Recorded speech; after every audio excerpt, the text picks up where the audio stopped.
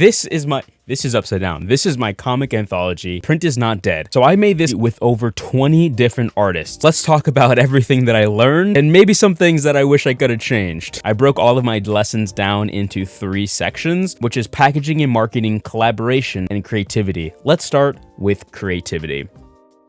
Honestly, I didn't initially set out to create a comic anthology. I was building my writing skills. I noticed I had some plugs that I needed to work on, like not using as much dialogue, some pacing issues, just some things I noticed on my first book that I really needed to work on. So I wrote a bunch of short stories and I decided, wait, I just have all these short stories. Now, some of these are really good. Some of these should be in a book. So I maybe had 30 short stories and I trimmed it down to just what I thought were the best of the short stories. I just want to mention putting constraints on yourself, writing short stories instead of trying to write such a long thing was just so beneficial. Short stories helped me be way more creative. And on top of that, it helped me become more confident in tackling a big story. I'm working on my first graphic novel series. I was so scared to do that before I wrote a bunch of short stories. And then I think something that holds a lot of creatives back is just doing it. I know it's so cliche, but make like Nike and do it. If you have a story, if you have an idea, first start small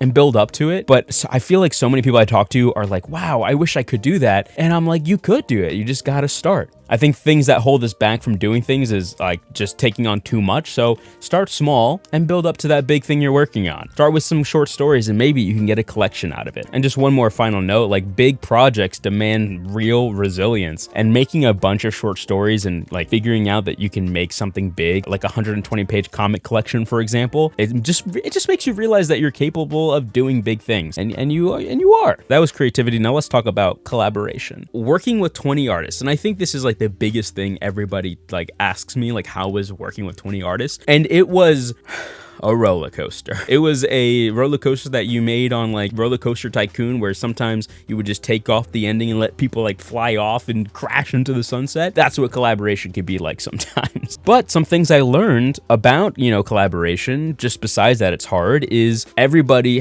should have a voice at the table, and you should listen to your collaborators. I think they sometimes know better than you because you're too close to it. For example, somebody said one of my comics were super corny. It was a 1-page comic. And I looked at it, I was like, yeah, but that's the point. I love me some corn. And he was like, okay, but it could be a little bit better corn. And I was like, you're right. Let me rewrite some stuff. It's better off now that we made a little fix. Some people say kill your darlings, but I think something that is also interesting is giving your darlings a makeover. But on the flip side, and this is why it's so hard, sometimes you have to trust yourself as well. You shouldn't do what everybody tells you to do because it's your project at the end of the day. You should trust your gut. If somebody's saying something and that's not the vision you want, stay true to your vision overall and listen to feedback. Just take it with a grain of salt. And if you don't like it, you don't like it. Feelings might get hurt a little bit, but it is what it is. I think the biggest thing about collaboration, especially with 20 people, well, I guess there's so much more. I guess I can wrap it up into work styles. Everybody had such different work styles, but I think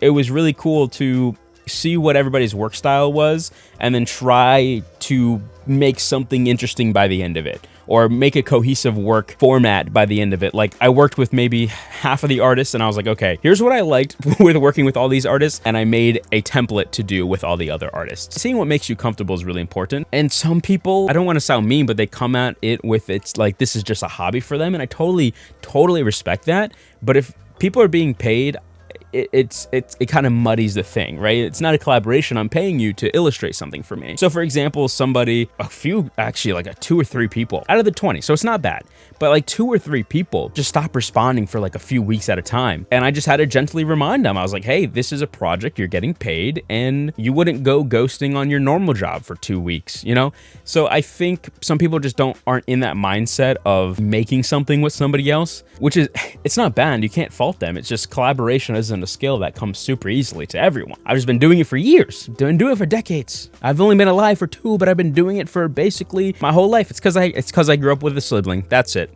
I figured it out. Those are some things I learned about collaboration. Now let's talk about what I learned on packaging and marketing. If you don't know what packaging is, it's basically how you present a product.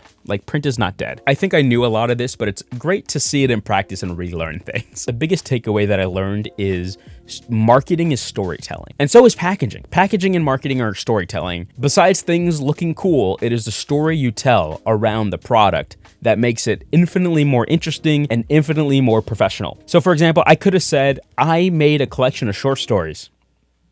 Read it.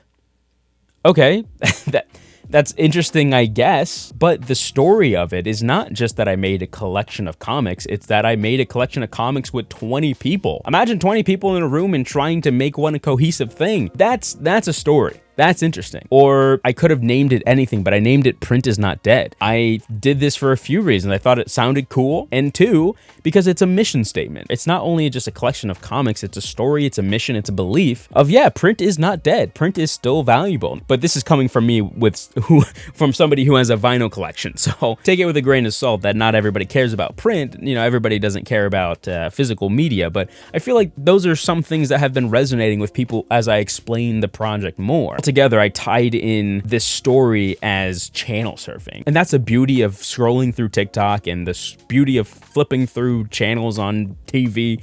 If you even remember cable, I don't know how old you are, but it's the chance of just flipping through and eventually landing on something you didn't know you could live without. Like just a story that really resonates with you. I've showed it to multiple people, and it's just so interesting of the stories that resonate with other people. One person likes the first story, the other person likes the last story the most. It's just so interesting to see like the channel surfing coming to life. Everybody likes the stories in general, but everybody has different favorites, which is...